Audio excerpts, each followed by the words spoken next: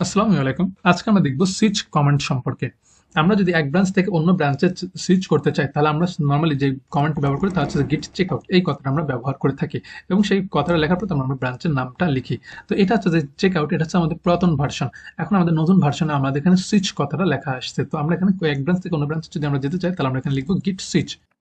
Switch লেখার পর তারপর আমাদের এখানে ব্রাঞ্চের নামটা লিখতে হবে। আমি এখানে ডেভ এই কথা লিখে দিলাম, তারপর আমি এন্টার বাটন প্রেস করলাম, তাহলে আমার এখানে সুইচ করে নিল। সুইচ এই কমান্ডটা তৈরি করা হয়েছে শুধুমাত্র এক ব্রাঞ্চ থেকে অন্য ব্রাঞ্চে সুইচ করার জন্য।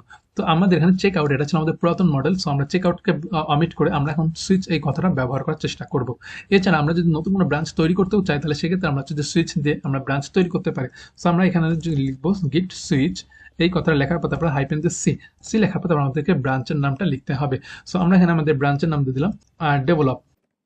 ডেভেলপ লেখার পর আমি যদি ইন্টার বাটন প্রেস করি, তাহলে দেখুন আমার ডেপ থেকে ডেভেলপ এই ব্রাঞ্চ আমার কনভার্ট সুইচ করে নিয়ে গেছে এবং সেই সাথে আমার একটা ব্রাঞ্চের নামও তৈরি হয়ে গেছে। এখন যদি আমি গিট ব্রাঞ্চ কথাটা লিখি, তাহলে আমি এখানে আমার ব্রাঞ্চের নামগুলো দেখতে পাচ্ছি।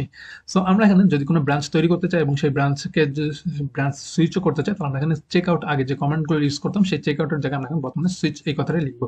যদি আমরা কোনো নতুন কোনো ব্রাঞ্চকে কপি করে আমরা হচ্ছে যে নতুন একটা ব্রাঞ্চ তৈরি করতে চাই, তাহলে সেক্ষেত্রে আমরা গিট সুইচ এই কথাটা লেখার পরে আমরা হচ্ছে পুরাতন কোনো ব্রাঞ্চকে কপিও করতে পারি। সো আমরা মনে করুন যেখানে ডেভ টুল নামে একটা ব্রাঞ্চ তৈরি করলাম এবং আমি সেখানে কোন ব্রাঞ্চটাকে কপি করতে চাই, আমি হচ্ছে মাস্টার ব্রাঞ্চটাকে কপি করতে চাচ্ছি। তাহলে আমি ইন্টার বাটন প্রেস করলে আমার হচ্ছে যে ডেভ টুল এই ব্রাঞ্চটা তৈরি হয়েছে এবং সেই সাথে মাস্টার ব্রাঞ্চকে কপি করে এই ব্রাঞ্চটাকে তৈরি হয়েছে।